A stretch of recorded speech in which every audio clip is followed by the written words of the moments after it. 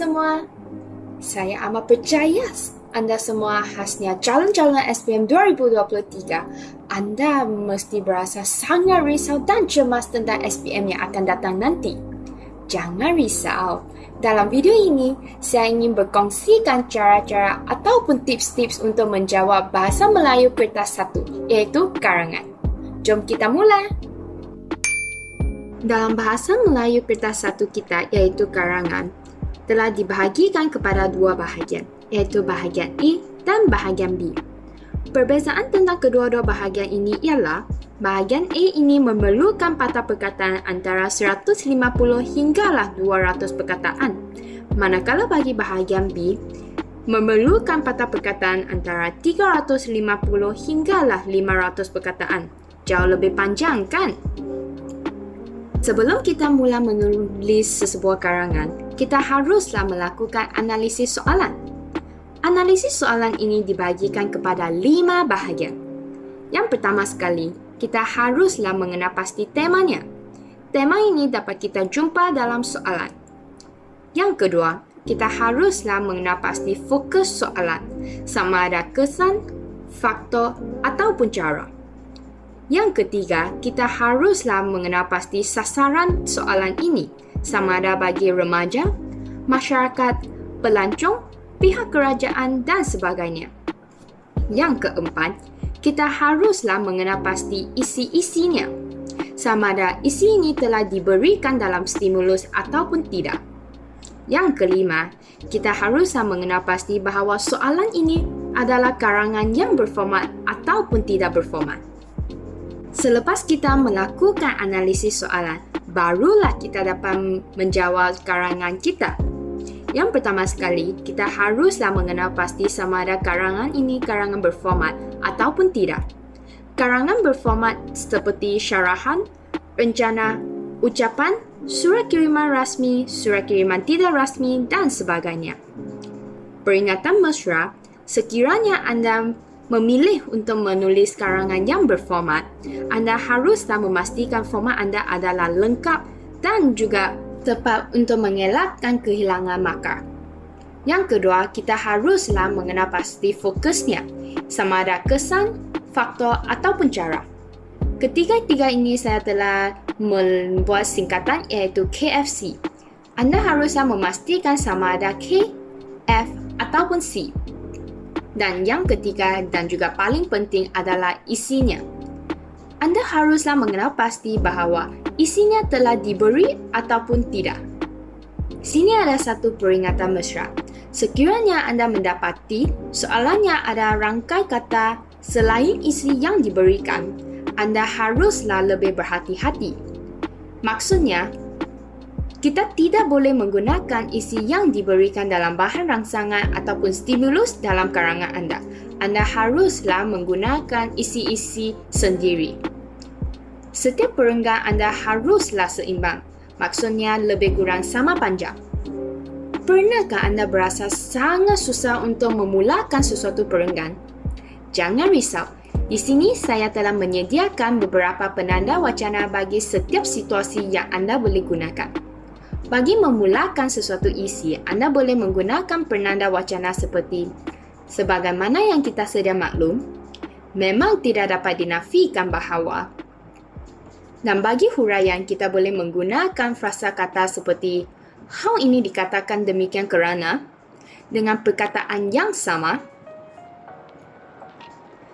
Bagi contoh pula, kita boleh menggunakan penanda wacana seperti sebagai bukti yang kukuh lagi mantap, sebagai contoh yang utuh lagi munasabah dan sebagainya. Dan juga penegasan, anda boleh menggunakan perkataan seperti tegasnya, konklusinya, izharnya dan sebagainya. Dan anda haruslah menggunakan frasa kata yang berbeza-beza.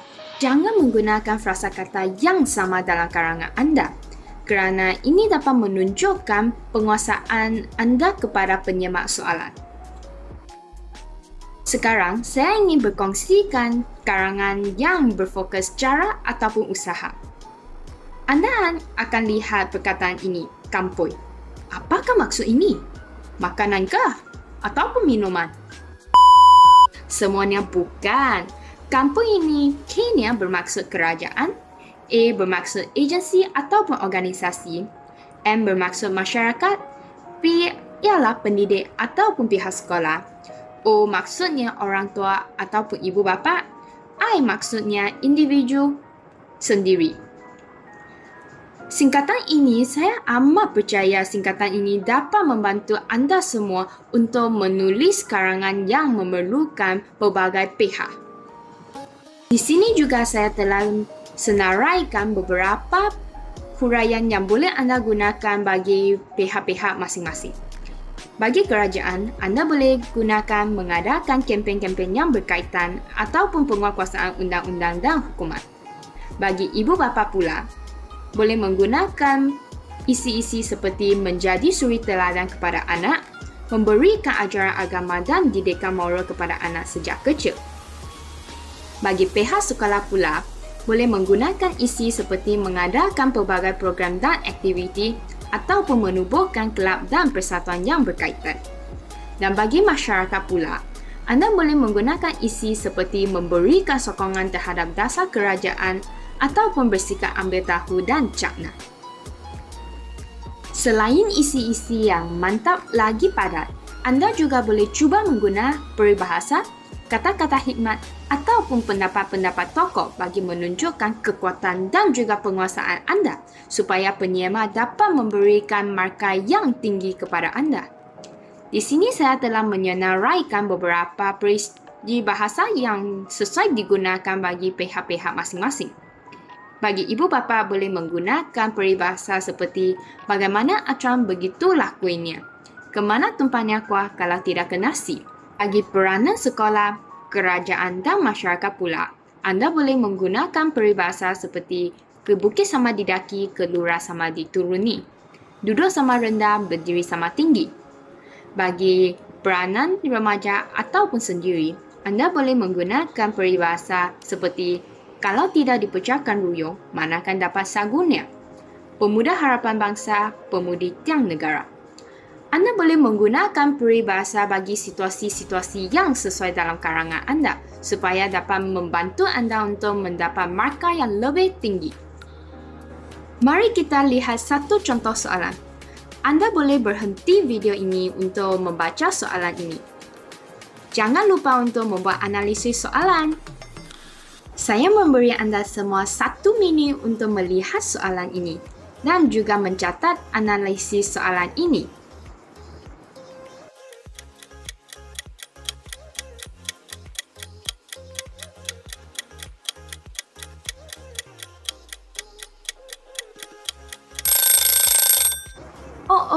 Tak cukup masa untuk menjawab soalan ini?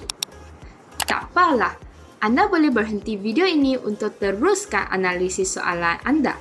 Selepas anda telah siap menganalisis soalan ini, anda boleh teruskan video ini. Saya percaya anda semua telah habis menjawab soalan ini, kan? Jom, mari kita lihat jawapannya. Dalam soalan ini, kita akan mendapati bahawa permainan tradisional merupakan tema soalan. Dan apakah fokus soalan?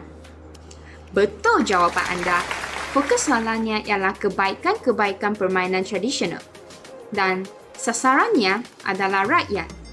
Apakah format ini? Sama ada karangan ini berformat ataupun tidak berformat? Betul juga jawapan anda. Karangan ini merupakan karangan tidak berformat. Dan apakah isi-isi? Sama ada isi-isi ini telah diberi ataupun tidak? Jom kita lihat. Bagi soalan ini, isi-isi karangannya telah diberi dalam stimulus. Isi pertama ialah menyemai semangat cinta warisan budaya. Isi kedua dapat memberikan pendedahan tentang kehebatan permainan rakyat. Dan yang terakhir, mampu memberi kenangan. Adakah anda menjawab dengan betul? Saya percaya anda semua telah menjawab dengan betul. Berikan tepukan kepada sendiri. Saya berharap anda semua telah menguasai tips-tips, cara-cara, formula-formula untuk menjawab bahasa Melayu kertas 1 iaitu karangan. Di sini, Minta maaf sekiranya saya tersilap kata, tersalah bahasa dan sebagainya. Sebelum mengakhiri video ini, saya amat berharap perkongsian saya dapat memberikan sedikit sebanyak bantuan kepada anda semua khasnya calon-calon SPM 2023. Di sini, semoga anda semua dapat menjawab bahasa Melayu kertas 1 iaitu karangan dengan baik dan juga mendapat keputusan yang cemerlang dalam peperiksaan nanti. Sekian, terima kasih dan selamat maju jaya!